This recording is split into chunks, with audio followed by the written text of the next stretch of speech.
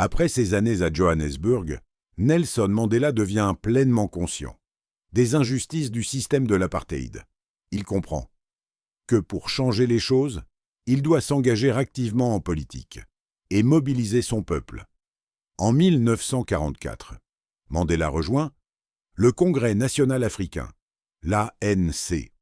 Avec d'autres jeunes militants, il fonde la Ligue de jeunesse de l'ANC. Leur objectif est clair, transformer l'ANC en un mouvement plus militant, capable de lutter efficacement contre les lois racistes du gouvernement. Mandela développe alors ses qualités de leader. Il apprend à convaincre, à organiser et à inspirer les autres. Ses discours passionnés commencent à attirer l'attention. À cette époque, l'Afrique du Sud est profondément divisée. Les Noirs sont privés de leurs droits fondamentaux. Ils sont forcés de vivre dans des townships et subissent des lois humiliantes. Mandela réalise que la résistance pacifique seule ne suffit plus. Il étudie les luttes pour la liberté à travers le monde et comprend que le courage ne suffit pas. Il faut aussi de la stratégie, de la discipline et de l'unité. En 1961, après des années de manifestations pacifiques, Mandela et ses compagnons créent la branche armée de l'ANC, Umkhonto weSizwe, ce qui signifie « la lance de la nation ».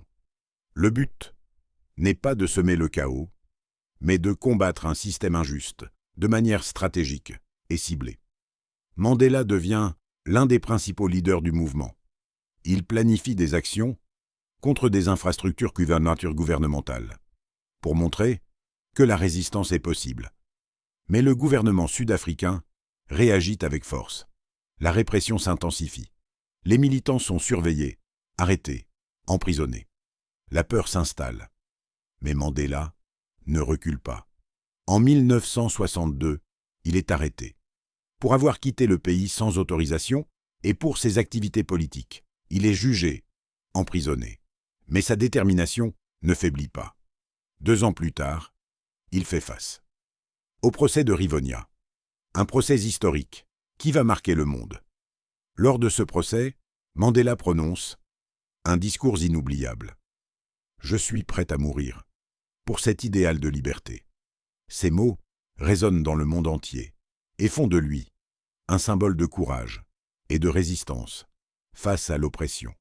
Le 12 juin 1964, Mandela est condamné à la prison à vie, principalement pour sabotage et activités politiques.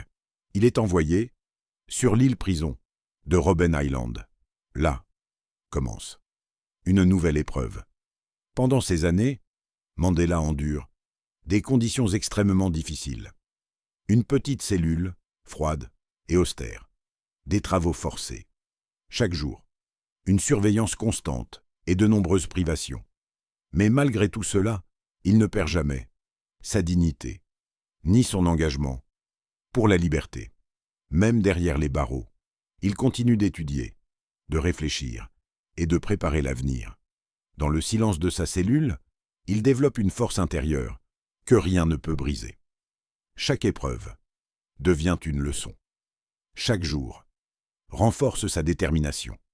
Il comprend que la vraie liberté commence dans l'esprit.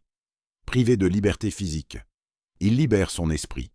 Il apprend à contrôler ses émotions, à transformer la douleur en force. La solitude devient son allié. Le silence devient un espace de réflexion.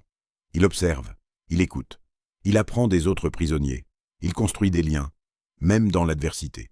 Et peu à peu, il devient un pilier, un guide, un exemple, même sans pouvoir. Il influence, même enfermé. Il inspire, même isolé. Il rassemble. À l'extérieur, son nom grandit. Il traverse les frontières, il devient un symbole que personne ne peut ignorer. Un symbole que rien ne peut faire taire.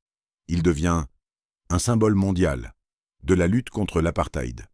Il inspire des millions de personnes à travers le monde.